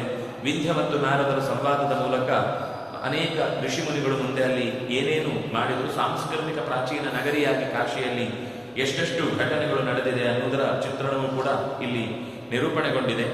ವಾರಾಣಸಿಗೆ ವಾರ ಮತ್ತು ನಸಿ ಅಂತ ಎರಡು ನದಿಗಳು ಹರಿದು ಮಧ್ಯದಲ್ಲಿರುವ ಜಾಗವನ್ನೇ ವಾರಾಣಸಿ ಅಂತ ಕರೆಯುವಂಥದ್ದು. ಆ ನದಿಗಳ ಪರಿಚಯವನ್ನು ಕೂಡ ಇಲ್ಲಿ ಮಾಡಿಕೊಟ್ಟಿದ್ದಾರೆ. ದಿವೋದಾಸನ ಕಥೆ ಬಂದಿದೆ. ಗೃಹಸ್ಥನಾದವನು ಯೋಗಿಯಾಗಿ ಧರ್ಮವನ್ನ ಪಾಲಿಸುವುದು ಹೇಗೆ ಅನ್ನುವ ಚಿತ್ರಣ ಇದೆ. ಪಿಶಾಚಿಗಳ ದೋಷಗಳಿಂದಾಗಿ ತೊಂದರೆಯಾದಾಗ ಅದರ ಮೋಚನೆ ಮಾಡಿಕೊಳ್ಳುವುದಕ್ಕಾಗಿ ಒಂದು ಸ್ತೋತ್ರದ ನಿರೂಪಣೆಯು ಅಲ್ಲಿ ಬಂದಿದೆ. ಅದರ ಜೊತೆಗೆ ಪಂಚ ತೀರ್ಥ ಅಂತ ಏನು ಕರೀತಾರೆ, ಪರಶುರಾಮ ಸೃಷ್ಟಿ ಮಾಡಿದ ಪಂಚನದ ಅಂತ ಕರೀತಾರೆ ಅದನ್ನು, ಆ ಜಾಗದ ಮಹತ್ವವನ್ನು ಹೇಳುತ್ತೆ. ವೈಷ್ಣವ ತೀರ್ಥಗಳ ಮಹತ್ವವನ್ನು ಹೇಳಿದೆ. ಜೈಗೀಶರ್ಯನ ಸಂವಾದದ ಗೀತೆಯೊಂದು ನಿರೂಪಣೆಗೊಂಡಿದೆ. ಓಂಕಾರದ ಮಹತ್ವವನ್ನು ಹೇಳುವ ಅನೇಕ ಅಪರೂಪದ ಸಂಗತಿಗಳು ಇಲ್ಲಿ ಓಂಕಾರದಿಂದ ವ್ಯಾಹೃತಿಯಿಂದ ಮತ್ತೆ ಗಾಯತ್ರಿಯಾದಿ ಮಂತ್ರಗಳ ವಿಶೇಷತೆಯನ್ನು ನಿರೂಪಣೆ ಮಾಡಿದ್ದಾರೆ. ಮತ್ತೊಂದು ಸರ್ತಿ ಇಲ್ಲಿ ಕೇದಾರದ ಮಹತ್ವ ಬಂದಿದೆ. ಮುಂದೆ ಗಂಗಾ ಮಹಾತ್ಮ್ಯದ ನಿರೂಪಣೆ ಇದೆ. ಪಂಚಮ ಖಂಡದಲ್ಲಿ ಅನೇಕ ಕವಚಗಳು, ಸ್ತೋತ್ರಗಳು, ಮಂತ್ರಗಳು, ಸ್ವರ್ಗದ್ವಾರಕ್ಕೆ ಹೋಗ್ಲಿಕ್ಕೆ ಕಾರಣವಾದಂತಹ ಅನೇಕ ತೀರ್ಥಗಳ ಸಂಗತಿಗಳನ್ನು ಇಲ್ಲಿ ನಿರೂಪಣೆ ಮಾಡಿದ್ದಾರೆ. ಇಲ್ಲೊಂದು ವಿಷ್ಣು ಸಹಸ್ರನಾಮ ಬಂದಿದೆ. ಮಹಾಭಾರತದಲ್ಲಿ ಬಂದದ್ದು ಬಿಟ್ಟು ಬೇರೆಯದೇ ಆದ ಸಹಸ್ರನಾಮಗಳು ಈ ಪುರಾಣಗಳಲ್ಲಿ ಶಿವ ಸಹಸ್ರನಾಮ, ಸ್ಕಂದ ಸಹಸ್ರನಾಮ, ದುರ್ಗಾ ಸಹಸ್ರನಾಮ, ನೂರಾರು ತರದ ದೇವತೆಗಳ ಸಹಸ್ರನಾಮದ ಚಿತ್ರಣ ಅಲ್ಲಲ್ಲಿ ಹೆಚ್ಚಿನದ್ದೆಲ್ಲ ಇಲ್ಲಿಯೂ ಕೂಡ ನಿರೂಪಣೆಗೊಂಡಿದೆ. ನರಸಿಂಹನ ಜಯಂತಿಯ ಆಚರಣೆಯ ಮಹತ್ವವನ್ನು ಇಲ್ಲಿ ಹೇಳಿದೆ. ಅದೇ ರೀತಿ ಅನೇಕ ರಾಜರ ಕಥೆ, ಋಷಿಗಳ ಕಥೆಯೂ ಕೂಡ ದೀರ್ಘ ತಮಸ್ಸು ಮೊದಲಾದವರ ಕಥೆ, ಋಷ್ಯಶೃಂಗನ ಕಥೆ ನಿರೂಪಣೆಗೊಂಡಿದೆ.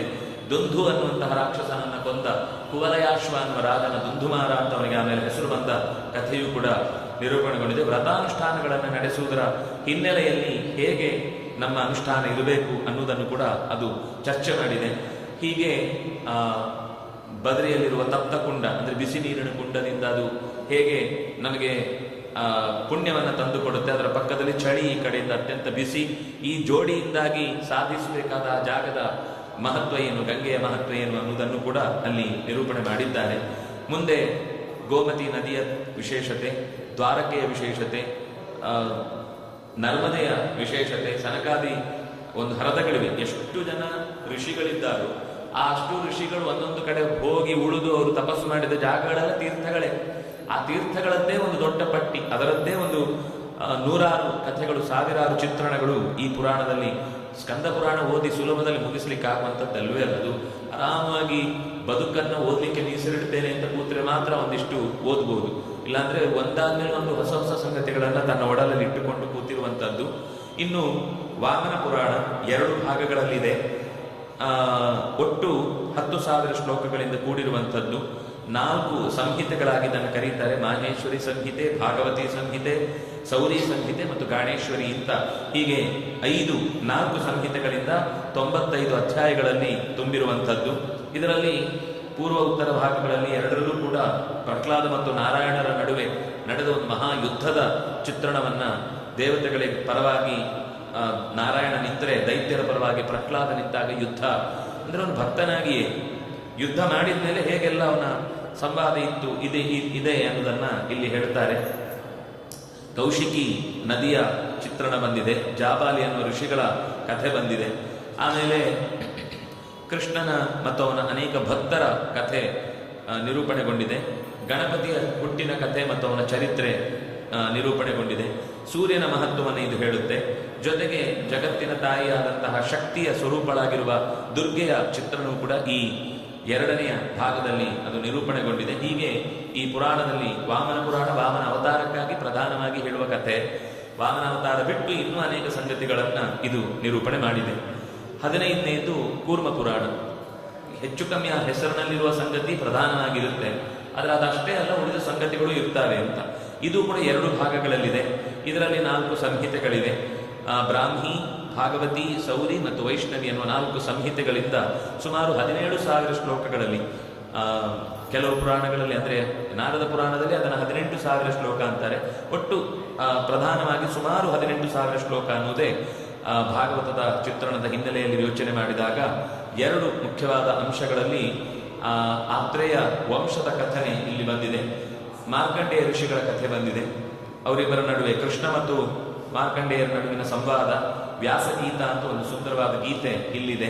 ಅದರ ಜೊತೆಗೆ ಅನೇಕ ಋಷಿಗಳ ಚರಿತ್ರೆ, 4 ವರ್ಣಗಳಿಗೆ ಸಂಬಂಧಪಟ್ಟಂತಹ ಧರ್ಮಗಳ ಅನುಷ್ಠಾನಗಳ ಮಹತ್ವ, ಅದನ್ನು ಸಾಮಾಜಿಕವಾದ ವ್ಯವಸ್ಥೆಯಲ್ಲಿ ಹೇಗೆ ಜೋಡಿಸಬೇಕು ಅನ್ನುವ ಸಂಗತಿಗಳು ಹೇಳಿ ಇದೇ ಮೋಕ್ಷಕ್ಕೆ ಕಾರಣ. ಅವರವರ ಕರ್ತವ್ಯವನ್ನು ನಿರ್ವಹಣೆ ಮಾಡಿದರೆ ಅದೇ ಮೋಕ್ಷಕ್ಕೆ ಕಾರಣವಾಗುತ್ತೆ. ಆ ನಿರುದ್ಯೋಗದ ಸಮಸ್ಯೆಯು ತಾನಾಗಿ ಪರಿಹಾರ ಆಗುತ್ತೆ.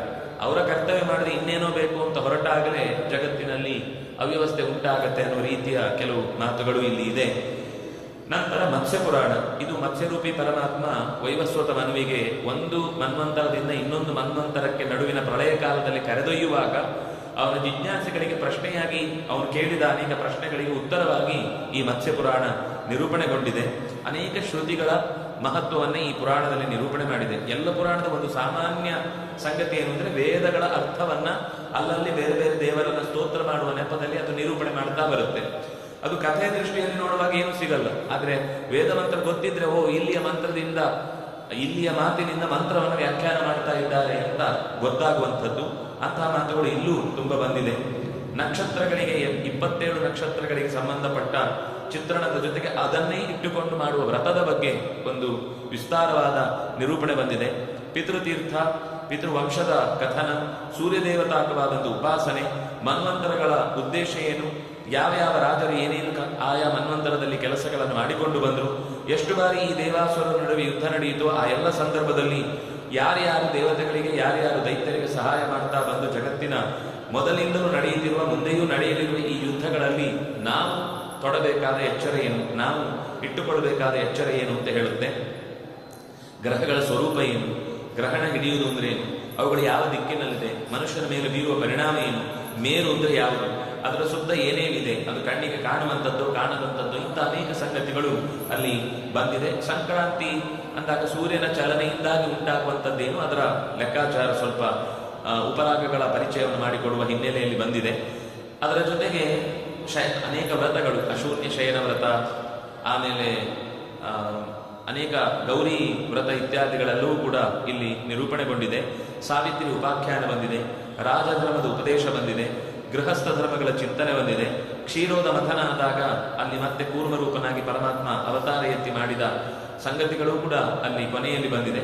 ಒಟ್ಟು ಮತ್ಸ್ಯರೂಪಿ ಪರಮಾತ್ಮ ಕೊಟ್ಟ 100 ತರದ ಉಪದೇಶಗಳನ್ನ ವೈವಸ್ವತಮನು ಹೊಂದಿ ಅದನ್ನು ಮುಂದಿನ ಪರಂಪರೆಗೆ ಹೀಗೆ ತಂದುಕೊಟ್ಟಿದ್ದಾನೆ. ಇದರ ಚಿಂತನೆಯಿಂದ ಮನುಷ್ಯನಿಗೆ ಮಾನಸಿಕ ಲೋಪದೋಷಗಳೇನಿದ್ರು ಮನೋಮಲಗಳೆಲ್ಲವೂ ಪರಿಹಾರ ಆಗುತ್ತೆ ಅಂತ ಹೇಳ್ತಾರೆ. ಮುಂದಿನದು ಗರುಡ ಪುರಾಣ. ಇದರಲ್ಲಿ 2 ಖಂಡಗಳಿವೆ. ಇದು ಪುರಾಣ ಮೂಲ ಹೆಚ್ಚು ಕಮ್ಮಿ ಎಲ್ಲೆಲ್ಲೋ ನಷ್ಟವಾಗಿ ಹೋಗಿದೆ. ಇವತ್ತು ಗರುಡ ಪುರಾಣ ಸಾರೋದ್ಧಾರ ಅಂತೇನಿದೆ ಅದನ್ನು ಇಟ್ಟುಕೊಂಡು ಎಲ್ಲರೂ ವಿವರಣೆ ಕೊಡ್ತಾರೆ. ಆದರೆ ಮುಖ್ಯವಾದ ಬ್ರಹ್ಮಕಾಂಡ ಆಚಾರಕಾಂಡದ ಚಿಂತನೆ ಬಿಟ್ಟು ಪ್ರೇತಕಾಂಡದ ಚಿಂತನೆ ಮಾತ್ರ ಮಾಡುವಂತ ಒಂದು ವ್ಯವಸ್ಥೆ ಉಳಿದಿದೆ.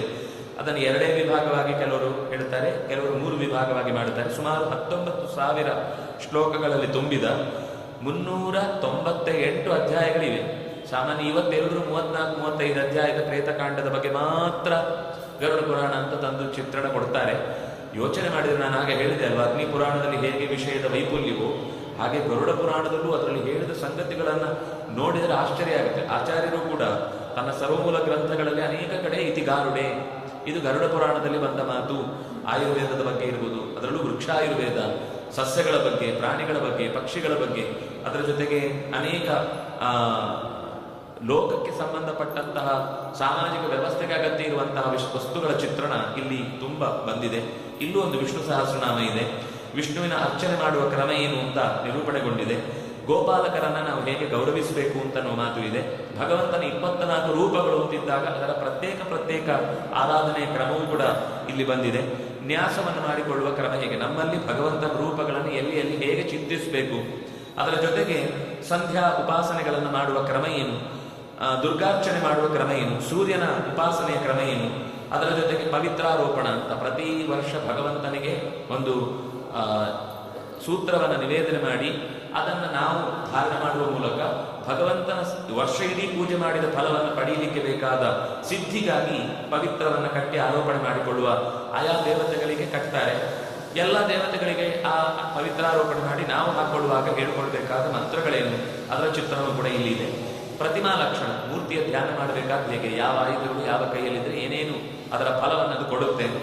ಶಾಲಗ್ರಾಮದ ಚಿಂತನೆ ಇರ್ಬೋದು, ವಾಸ್ತುವಿನ ಪ್ರಜ್ಞೆ ಇರ್ಬೋದು, ಮನೆಗಳನ್ನು ಕಟ್ಟುವಾಗ ಪ್ರಾಸಾದದ ನಿರ್ಮಾಣ ಹೇಗಿರಬೇಕು, ದೇವತೆಗಳನ್ನು ಪ್ರತಿಷ್ಠೆ ಮಾಡುವಾಗ ನಮ್ಗೆ ಇರಬೇಕಾದ ಎಚ್ಚರ ಏನು, ಯಾವ ದೇವತೆಯನ್ನು ಯಾವ ಜಾಗದಲ್ಲಿ ಯಾವ ಉದ್ದೇಶದಿಂದ ಯಾವ ಮಂತ್ರದಿಂದ ಎಂಥವರನ್ನು ಸೇರಿಸಿಕೊಂಡು ನಾವು ಪ್ರತಿಷ್ಠೆ ಮಾಡಬೇಕು, ಈ ವಿಚಾರಗಳು, ಪೂಜೆಯ ವಿಧಾನಗಳು, ಅಷ್ಟಾಂಗ ಯೋಗಗಳು, ಪ್ರಾಯಶ್ಚಿತ್ತ ವಿಧಿಗಳು, ಆಯುರ್ವೇದದ ವಿಷಯದ ಜೊತೆಗೆ ಚಿಕಿತ್ಸೆಯ ಕ್ರಮ, ರೋಗಕ್ಕೆ ಕಾರಣವಾದ ಸಂಗತಿಗಳು, ಇದೆಲ್ಲ ಬಿಟ್ಟು ರೋಗ ಮದ್ದಿನಿಂದ ಗುಣ ಆಗದೇ ಇದ್ದಾಗ ಅದಕ್ಕೆ ಮಂತ್ರವನ್ನೇ ಹೇಗೆ ಔಷಧವಾಗಿ ಬಳಸುವುದು, ಇದರ ಚಿತ್ರಣವೂ ಕೂಡ ಇಲ್ಲಿ ಬಂದಿದೆ. ಇನ್ನು ಜ್ಯೋತಿಷಕ್ಕೆ ಸಂಬಂಧಪಟ್ಟ ಪ್ರಶ್ನೆಗಳ ಆರೂಢ ಮಾಡುವುದು ಹೇಗೆ, ಕುದುರೆಗಳಿಗೆ ಸಂಬಂಧಪಟ್ಟ ಆಯುರ್ವೇದದ ಕೀರ್ತನೆ ಅಲ್ಲಿ ತುಂಬ ಚೆನ್ನಾಗಿ ಬಂದಿದೆ.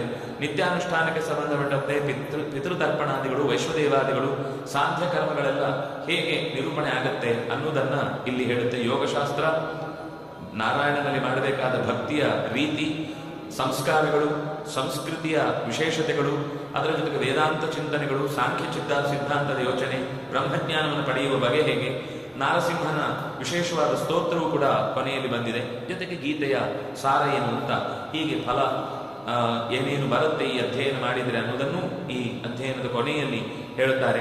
ಕೊನೆಯ ಭಾಗ ಪ್ರೇತಾನಾಂ ಚರಿತಾಖ್ಯಾನ. ಅದು ಬಹಳ ಚೆನ್ನಾಗಿದೆ. ಅದನ್ನು ಕೂಡ ನಾವು ಸರಿಯಾಗಿ ಯೋಚನೆ ಮಾಡಿದ್ರೆ ತಿಳ್ಕೊಳ್ಬೇಕಾದ್ದು ತುಂಬ ಇದೆ. 16 ರೀತಿಯ ಶ್ರಾದ್ದಗಳನ್ನು ಹೇಳ್ತಾರೆ, ವ್ರತಗಳ ಬಗ್ಗೆ ಹೇಳ್ತಾರೆ, ಜೀವ ಇಲ್ಲಿಂದ ನಿರ್ಗಮನ ಹೊಂದುವ ಮಾತುಗಳು ಇಲ್ಲಿ ಬಂದಿದೆ. ಆ ಹೊರಟು ಹೋದ ಜೀವಕ್ಕೆ ಆಗುವ ಪೀಡೆ ಏನು, ಅದನ್ನು ಪರಿಹಾರ ಮಾಡಲಿಕ್ಕಿರುವಂತಹ ಯೋಚನೆಗಳೇನು, ಅದಕ್ಕೆ ಕಾಣುವಂತಹ ಹೊರಗಿನ ಲಕ್ಷಣಗಳೇನು, ಅದಕ್ಕೆ ತೊಂದರೆ ಆಗ್ತಾ ಇದೆ ಅಂತ ನಮಗೆ ಗೊತ್ತಾಗುವುದು ಹೇಗೆ, ಅವುಗಳ ಚಲನೆಯ ದಾರಿ ಯಾವ ರೀತಿ ಇರುತ್ತೆ, ಅದಕ್ಕೆ ಹೀಗೆ ಬದಲಾಗುವುದಕ್ಕೆ ಕಾರಣ ಏನು, ಇಲ್ಲೇ ಇದ್ದು ಒದ್ದಾಡುವುದಕ್ಕೆ ಏನು ಹಿಂದಿನ ಕರ್ಮ ಕಾರಣವಾಗಿತ್ತು, ಆಮೇಲೆ ಅದನ್ನು ಪರಿಹಾರ ಮಾಡಲಿಕ್ಕೆ ಪ್ರೇತ ಕೃತ್ಯಗಳು ಹೇಗಿರಬೇಕು, ಸಪಿಂಡೀಕರಣ ಅಂದ್ರೇನು, ಏಕೋದಿಷ್ಟ ಅಂದ್ರೇನು, ವೈಕುಂಠ ಅಂದ್ರೇನು, ಆ ಪ್ರೇತತ್ವ ಮೋಕ್ಷಣಕ್ಕೆ ಕಾರಣವಾದಂತಹ ದಾನಗಳು ಯಾವುದು, ಇದೆಲ್ಲವನ್ನು ಕೂಡ ಈ ಪ್ರೇತಖಂಡದಲ್ಲಿ ಅದನ್ನು ವಿವರಣೆ ಮಾಡಿದ್ದಾರೆ.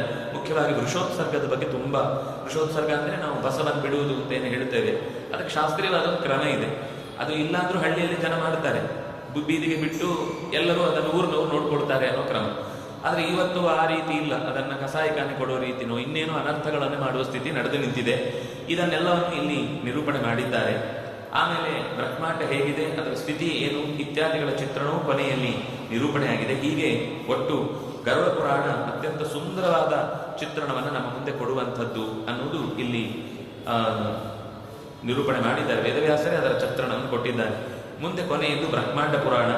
ಇದರಲ್ಲಿ ಆ 4 ಪಾದಗಳಿವೆ, 4 ವಿಭಾಗಗಳು, ಪ್ರಕ್ರಿಯಾಪಾದ, ಅನುಷಂಗಪಾದ, ಉಪೋದ್ಘಾತ ಪಾದ, ಉಪಸಂಹಾರ ಪಾದ ಅಂತ.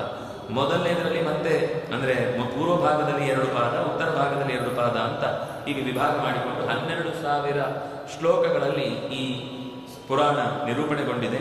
ಹೆಸರೇ ಹೇಳುವಾಗೆ ಬ್ರಹ್ಮಾಂಡದ ವೈಚಿತ್ರ್ಯವನ್ನ ನಾವು ಎಷ್ಟು ಯೋಚನೆ ಮಾಡಿದರೂ ಪಿಂಡಾಂಡವೇ ಅರ್ಥ ಆಗಲ್ಲ, ಇನ್ನು ಬ್ರಹ್ಮಾಂಡ ಅರ್ಥ ಆಗುವುದು ಎಲ್ಲಿಂದ? ನಮ್ಮ ದೇಹದೊಳಗೆ ನಡೆಯುವ ಪ್ರಕ್ರಿಯೆ ಬಗ್ಗೆ ನಮಗೆ ಎಚ್ಚರ ಇಲ್ಲ. ಅನೇಕ ಕಲ್ಪಗಳ ಕಥೆಯನ್ನ, ಅನೇಕ ಕಲ್ಪಗಳಲ್ಲಿ ಏನೇನಾಯಿತು, ಯಾವ್ಯಾವ ರೀತಿಯಲ್ಲಿ ಚತುರ್ಮುಖನ ವಿಶೇಷ ಸಾಹಸ ಕೆಲಸಗಳು ಈ ಜಗತ್ತಿನ ರಕ್ಷಣೆಗಾಗಿ, ಜಗತ್ತಿನ ಅಸ್ತಿತ್ವಕ್ಕಾಗಿ ನಡೆದಿದೆ ಅನ್ನುವುದನ್ನ ಈ ಪುರಾಣ ನಿರೂಪಣೆ ಮಾಡುತ್ತೆ. ಕಲ್ಪ ಮನ್ವಂತರಗಳ ಜೊತೆಗೆ ಲೋಕಜ್ಞಾನವನ್ನು ಪಡೆಯಬೇಕಾದದ್ದು, ಮಾನಸಿ ಸೃಷ್ಟಿ ಹೇಗಿದೆ, ಅದನ್ನು ಮಾನಸ ಪೂಜೆಯಾಗಿ ತರುವುದು ಹೇಗೆ, ರುದ್ರನ ಸೃಷ್ಟಿಯ ಮಹತ್ವ ಏನು, ಮಹಾದೇವನ ಪೂಜೆಯ ಅವನಿಗೆ ಸಂಬಂಧಪಟ್ಟ ಅನೇಕ ರೂಪಗಳು, ಅವನನ್ನ ಕೊಂಡಾಡುವಂಥ ಋಷಿಗಳ ಪರಂಪರೆ, ಪ್ರಿಯವ್ರತನ ಕಥೆ, ಅಂದರೆ ಮೊದಲು ರಾಜನಾಗಿ ಮನ್ವಂತರದ ಅಧಿಪತಿಯಾಗಿ ಸ್ವಯಂಭೂಮನು ತನ್ನ ಮಕ್ಕಳಿಗೆ ಯಾವ್ಯಾವ ರೀತಿ ಉಪದೇಶ ಮಾಡಿದ ಅನ್ನುವ ಭಾಗ. ಆ ನಂತರ ಅಮಾವಸು ಅನ್ನುವ ರಾಜನ ಕಥೆ ಬರುತ್ತೆ. ಯುಗಗಳು ಒಂದಾದ್ಮೇಲೆ ಒಂದು ಹೇಗೆ ನಡೆಯುತ್ತೆ, ಯಜ್ಞಗಳ ಪ್ರವೃತ್ತಿ ಹೇಗಾಗಬೇಕು, ಯಜ್ಞಕ್ಕೆ ಸಂಬಂಧಪಟ್ಟ ಚಿತ್ರಣ, ಕಥೆ ಅಥವಾ ಅದಕ್ಕೆ ನಿಯಮಗಳು ಏನೇನು ಅನ್ನೋದರ ನಿರೂಪಣೆಯೂ ಬಂದಿದೆ. ಋಷಿಗಳನ್ನಲ್ಲಿ ವರ್ಣನೆ ಮಾಡುವಾಗ ಎಂಥವರನ್ನ ನಾವಲ್ಲಿ ಕರ್ಕೊಳ್ಬೇಕು ಅಂತನ್ನುವ ಮಾತು ಇದೆ. ಮತ್ತೆ ಮನ್ವಂತರಗಳು ಯಾವ್ಯಾವುದಿದೆ, ಅದರ ಪ್ರತ್ಯೇಕ ಮನ್ವಂತರದಲ್ಲಿ ಏನೇನಾಯಿತು ಅನ್ನೋದರ ಸೂಕ್ಷ್ಮವಾದ ಚಿತ್ರಣವೂ ಕೂಡ ಇಲ್ಲಿ ಬಂದಿದೆ. ಮರುತ್ತುಗಳ ಉತ್ಪತ್ತಿ, ಪಿತೃಗಳು ಯಾರ್ಯಾರು, ಬರೀ ಶ್ರಾದ್ದ ಮಾತ್ರ ಅಲ್ಲ, ಪಿತೃಗಳು ಅಂದರೆ ಅವರಲ್ಲಿ ಒಂದಿಷ್ಟು ವಿಭಾಗ ಇದೆ.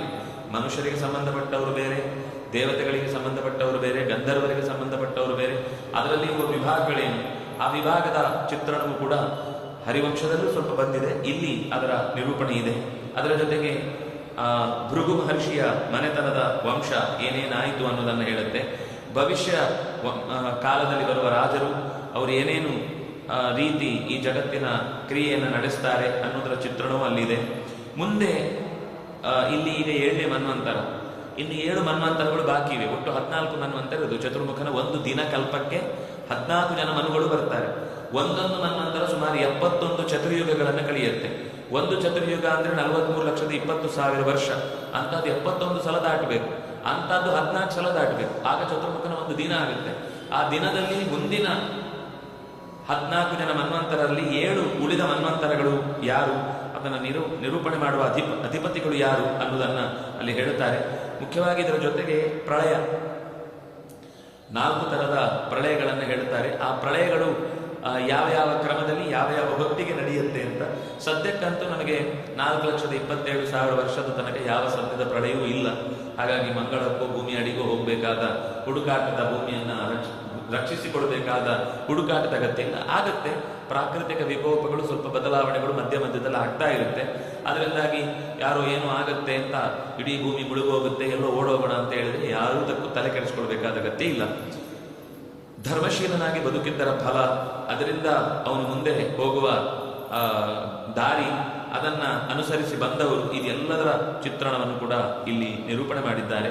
ಪುರಾಣಗಳ ಸಂಕ್ಷೇಪವಾದ ಕಥನ ಈ ಪುರಾಣದಲ್ಲೂ ಸ್ವಲ್ಪ ಬಂದಿದೆ. ಹೀಗೆ ಒಟ್ಟು 18 ಪುರಾಣಗಳಲ್ಲಿ ನಾವು ಬೇರೆ ಬೇರೆ ರೀತಿಯ ಚಿಂತನೆಗಳನ್ನೇ ಇಲ್ಲಿ ನೋಡ್ಲಿಕ್ಕಿದೆ. ಇದರ ಹಾಗೆ ಇನ್ನು ಉಪಪುರಾಣಗಳ ಹೆಸರನ್ನು ಹೇಳ್ತಾರೆ. ಬಹಳ ಜನ ಭಾಗವತದ ಪುರಾಣದ ಬದಲಾಗಿ ದೇವಿ ಭಾಗವತ ಅಂತ ಹೇಳ್ತಾರೆ. ಆದರೆ ಪುರಾಣಗಳ ಲಿಸ್ಟಿನಲ್ಲಾಗಲಿ, ಪುರಾಣಗಳ ನಾಮ ಸಂಗ್ರಹ ಮಾಡಿದ್ರಲ್ಲಾಗಲಿ, ಅಥವಾ ಆ ವೇದವ್ಯಾಸರೇ ಪುರಾಣಗಳ ಸಾರ ಅಂತ ಸಂಗ್ರಹಿಸಿದ ಈ ನಾರದ ಪುರಾಣ ಇರಬಹುದು, ಮತ್ಸ್ಯ ಪುರಾಣ ಇಲ್ಲಾಗಲಿ ದೇವಿ ಭಾಗವತನ ಚಿತ್ರಣ ಮಾಡಿದ ಅದು ಉಪಪುರಾಣದಲ್ಲಿ ಒಂದಾಗಿ ಸೇರುತ್ತೆ. ಮತ್ತೆ ಭಾಗವತಕ್ಕೆ ವ್ಯಾಖ್ಯಾನ ಮಾಡಿದ ಎಲ್ಲ ಮತೀಯರು ಕೂಡ ಭಾಗವತವೇ ಪುರಾಣಗಳಲ್ಲಿ ಪ್ರಧಾನವಾದದ್ದು ಹೊರತು ದೇವಿ ಭಾಗವತವನ್ನು ಹೇಳಿದ್ದಲ್ಲ ಅಂತ ಅವರು ಕೂಡ ಒಪ್ಪಿಕೊಂಡಿದ್ದಾರೆ. ಒಟ್ಟು ಪುರಾಣಗಳ ಸ್ವರೂಪವನ್ನು ಚಿಂತನೆ ಮಾಡಬೇಕಾದಾಗ ಸರ್ಗ, ಪ್ರತಿಸರ್ಗ, ವಂಶ, ಮನ್ವಂತರ, ವಂಶಾನುಚರಿತ, ಇದು ಪುರಾಣ ಪಂಚಲಕ್ಷಣ. ಇದು ಪುರಾಣಗಳ ವಿವರಣೆಯನ್ನು ಹೇಳುತ್ತೆ. ಸರ್ಗ ಅಂದ್ರೆ ಸೂಕ್ಷ್ಮವಾದ ಸ್ಥಿತಿಯಿಂದ ಸ್ಥೂಲ ಸ್ಥಿತಿಗೆ, ಕಾಣದೇ ಇರುವ ಸ್ಥಿತಿಯಿಂದ ಕಾಣುವ ಸ್ಥಿತಿಗೆ. ಸರ್ಗ ಅಂದ್ರೆ ಸೂಕ್ಷ್ಮವಾಗಿ ತಿಳ್ಕೊಳ್ಬೇಕಾದ್ದು ಏನು ಅಂತಂದ್ರೆ, ಇಲ್ಲದೇ ಇರುವುದು ಯಾವುದು ಬರಲ್ಲ, ಇದ್ದಿದ್ದೇ ವ್ಯಕ್ತವಾಗುತ್ತೆ. ಇದನ್ನ ಸರ್ಗ ಅಂತ ಕರೀತಾರೆ. ಸರ್ಗ ಅಂದ್ರೆ ವಿಸರ್ಗ, ಒಳಗಿತ್ತು ಕಾಣದಂತೆ ಹೊರಗೆ ಬಂತು, ಇದನ್ನ ಸರ್ಗ ಅಂತ ಕರೀತಾರೆ. ಪ್ರತಿಸರ್ಗ ಅಂದ್ರೆ ನೈಮಿತ್ತಿಕ, ಪ್ರಾಕೃತಿಕ, ನಿತ್ಯ ಮತ್ತು ಆತ್ಯಂತಿಕ ಅಂತ 4 ರೀತಿಯ ಪ್ರಳಯಗಳ ಹೆಸರನ್ನು ಅವರು ಹೇಳ್ತಾರೆ. ಭಾಗವತ ಅದಕ್ಕೆ ಸಂಸ್ಥಾ ಅಂತ ಕರೀತಾರೆ. ಸಂಸ್ಥಾ ಅಂತಂದ್ರೆ ಮೂಲ ಸ್ಥಿತಿಗೆ ಬಂದು ನಿಲ್ಲುವುದು, ಏನು ಪರ್ಮಿಟೇಷನ್ ಕಾಂಬಿನೇಷನ್ ಇಲ್ಲದೆ ಯಥಾಸ್ಥಿತಿಯಲ್ಲಿ ಮೊದಲಿಗೆ ಸತ್ವರಜ ತಮಸ್ಸು ಎಲ್ಲ ಕೆಲಸ ಮೇಲೆ ಹೋಗರಾದ್ರೆ ಸೃಷ್ಟಿ, ಸತ್ವರಜ ತಮಸ್ಸು ಮೂಲ ಸ್ಥಿತಿಗೆ ಹೋದ್ರೆ ಪ್ರಳಯ. ಇದು ಸಾಮಾನ್ಯ ಅರ್ಥ ಮಾಡ್ಕೊಳ್ಬೇಕಾದ ವಿಷಯ. ಆ ಸತ್ವರಜ ತಮಸ್ಸು ಅಂದ್ರೆ ಏನು ಅಂತ ಅರ್ಥ ಮಾಡ್ಕೊಳ್ಳಿಕ್ಕೆ ಸ್ವಲ್ಪ ಕಷ್ಟ ಇದೆ. ಯಾಕಂದ್ರೆ ನಾವು ಹೊರಗಿನಿಂದ ಯೋಚನೆ ಮಾಡ್ಲಿಕ್ಕಾಗಲ್ಲ, ಅದರ ಅನುಭವ ಪಡಿಬಹುದು. ಸತ್ವ ಅಂತಂದಾಗ ನಮ್ಮ ಮನಸ್ಸು ತುಂಬಾ ಸಮಾಧಾನದಿಂದ ಇರುತ್ತೆ, ಯಾವುದಕ್ಕೂ ನಮ್ಮಲ್ಲಿ ಉದ್ವೇಗ ಉಂಟಾಗಲ್ಲ. ಅದು ಸತ್ವಸ್ಥಿತಿ. ಅದು ಓದುವುದಕ್ಕಿರ್ಬೋದು, ಇನ್ನೊಬ್ಬರಿಗೆ ಒಳ್ಳೆಯದಾದಾಗ ಸಂತೋಷ ಪಡುವುದಿರ್ಬೋದು, ಒಳ್ಳೆಯ ಕೆಲಸಗಳನ್ನು ಮಾಡಲಿಕ್ಕೆ ಮನಸ್ಸನ್ನು ಹೆಚ್ಚು ಹೆಚ್ಚು ತೊಡಗಿಸುವುದರಿಂದ ಎಲ್ಲ ಸತ್ವಸ್ಥಿತಿ. ರಜಸ್ಸು ಅಂತಂದ್ರೆ ಅದಕ್ಕೆ ವಿರುದ್ಧವಾಗಿ ನಡ್ಕೊಂಡು ಕೋಪ ಬರುತ್ತೆ, ಅದನ್ನು ಮೀರಬೇಕು ಅನ್ಸುತ್ತೆ, ನಮಗೆ ಸುಮ್ಮನೆ ಕೂತ್ಕೊಳ್ಳಿಕ್ಕಾಗುದಿಲ್ಲ, ಏನಾದರೂ ಮಾಡಿ ಇದನ್ನು ಹಾಳು ಮಾಡಬೇಕು ಅಂತ ಅನ್ಸುತ್ತೆ ಅನ್ನೋ ಸ್ಥಿತಿ, ಅದು ರಜಸ್ಸು. ಅಥವಾ ಚಟುವಟಿಕೆಯಲ್ಲಿ ನಿರಂತರ ತೊಡಗಬೇಕು. ಕೆಟ್ಟದ್ದಲ್ಲ, ಅದರಲ್ಲಿ 2 ತರ ಇದೆ. ಒಳ್ಳೇದು ಮಾಡುವುದಕ್ಕೂ ನಿರಂತರ ಪ್ರವೃತ್ತಿಗೆ ರಜಸ್ಸೇ ಕಾರಣ, ಇನ್ನು ಅದು ಸ್ವಲ್ಪ ನಾಶ ಮಾಡುವ ಪ್ರವೃತ್ತಿಗೂ ಕಾರಣವಾಗುವಂಥದ್ದು ರಜಸ್ಸೆ. ಆದರೆ ಅದು ತೀವ್ರ ಸ್ಥಿತಿಗೆ ಹೋದಾಗ ತಮಸ್ಸು. ಆ ನಾಶ ಮಾಡುವುದು ಅನ್ನೋದು ತಾನು ಸತ್ರು ಪರವಾಗಿಲ್ಲ, ಬೇರೆ ಯಾವುದನ್ನು ಉಳಿಸಬಾರದು ಅನ್ನೋ ಸ್ಥಿತಿಗೆ ಹೋಗುದು, ಅಥವಾ ತನಗೆ ಏನೂ ಬೇಡ ಈ ಜಗತ್ತಿನ ಜೊತೆಗೆ ಸಂಬಂಧ ಅಂತ ಅತ್ಯಂತ ಉದಾಸೀನಕ್ಕೆ ಬೀಳುವುದು, ಇದೆರಡೂ ಕೂಡ ತಮಸ್ಸಿನ ಪ್ರಭಾವವೇ. ಈ 3 ಸ್ಥಿತಿಗಳು 4 ಲೆವೆಲ್ನಲ್ಲಿ ಆಗ್ತಾ ಹೋಗುತ್ತೆ. ಅದನ್ನೇ 4 ತರದ ಪ್ರಳಯ ಅಂತಾರೆ. ಅಂದ್ರೆ ಒಂದು ಈ ಚತುರ್ಯುಗಗಳು ಕಳೆದಾಗ ಒಂದು ರೀತಿಯ ಪ್ರಳಯ ಆಗುತ್ತೆ, ಮನ್ವಂತರಗಳು ಕಳೆದಾಗ ಒಂದು ಪ್ರಳಯ ಆಗುತ್ತೆ, ಚತುರ್ಮುಖನ ಒಂದು ದಿನ ಕಳೆದಾಗ ಒಂದು ಪ್ರಳಯ ಆಗುತ್ತೆ. ಇಡೀ ಪ್ರಪಂಚ ಅಂದ್ರೆ ಸುಮಾರು 31,104,000 ಕೋಟಿ ವರ್ಷ ಚತುರ್ಮುಖನ 100 ವರ್ಷ ಏನು ಕಳೆಯುತ್ತೆ, ಮತ್ತೊಂದು ಹೊಸ ಸೃಷ್ಟಿಗೆ ಏನು ಜಗತ್ತು ನಿರ್ಮಾಣಗೊಳ್ಳಿಕ್ಕೆ ಸಿದ್ಧವಾಗುತ್ತೆ, ಹಾಗದು ಮಹಾಪ್ರಳಯ. ಹೀಗೆ 4 ತರದ ಪ್ರಳಯಗಳಿವೆ. ಮಧ್ಯದಲ್ಲಿ ಕಲಿಯುಗದಿಂದ ಅಂದ್ರೆ ಕೃತಯುಗದಿಂದ ತ್ರೇತೆಗೆ, ತ್ರೇತೆಯಿಂದ ದ್ವಾಪರಕ್ಕೆ, ದ್ವಾಪರದಿಂದ ಕಲಿಗೆ ಬರುವಾಗ ಅತ್ಯಂತ ಸೂಕ್ಷ್ಮವಾದ ಬದಲಾವಣೆಗಳಾಗುತ್ತೆ ಹೊರತು ಭೂಮಿ ನಾಶ ಆಗುವುದಿಲ್ಲ. ಭೂಮಿ ನಾಶ ಆಗುವುದು ಚತುರ್ಮುಖನ ಒಂದು ದಿನದಲ್ಲಿ. ಅಂದ್ರೆ ಒಂದು ಸರ್ತಿ ಮನ್ವಂತರ ಪೂರ್ತಿ ಮುಗಿದಾಗಲೇ ಇಡೀ ಸಮಗ್ರ ಜಗತ್ತು ನಾಶವಾಗುತ್ತೆ, ಸೂಕ್ಷ್ಮ ಸ್ಥಿತಿಗೆ ಹೋಗುತ್ತೆ, ಮತ್ತೊಮ್ಮೆ ಸೃಷ್ಟಿ ಆಗುತ್ತೆ ಅಂತ. ಅಂದ್ರೆ ಭೂಮಿ ನಾಶ ಆಗುವುದು ಆವಾಗ. ಅದು ಬಿಟ್ಟು ಮೇಲಿನ ಲೋಕ ಇತ್ಯಾದಿಗಳು ಅದೆಲ್ಲ ಚತುರ್ಮುಖನ ಸತ್ಯಲೋಕದ ತನಕ 14 ಲೋಕಗಳು ನಾಶ ಆಗುವುದು ಮಹಾಪ್ರಳಯದಲ್ಲಿ. ಅಂದ್ರೆ ಇಡೀ ಜಗತ್ತು ನಾಶವಾಗಿ ಮತ್ತೆ ಹೊಸತೆ ಪೂರ ರೀಕನ್ಸ್ಟ್ರಕ್ಟ್ ಆಗುವಂಥದ್ದು ಮಹಾಪ್ರಳಯದಲ್ಲಿ ಅನ್ನೋದು ಇಷ್ಟು ಪ್ರಳಯದ ಸಂಗತಿಯ ಬಗ್ಗೆ ತಿಳ್ಕೊಳ್ಬೇಕಾದ ಸಂಗತಿ.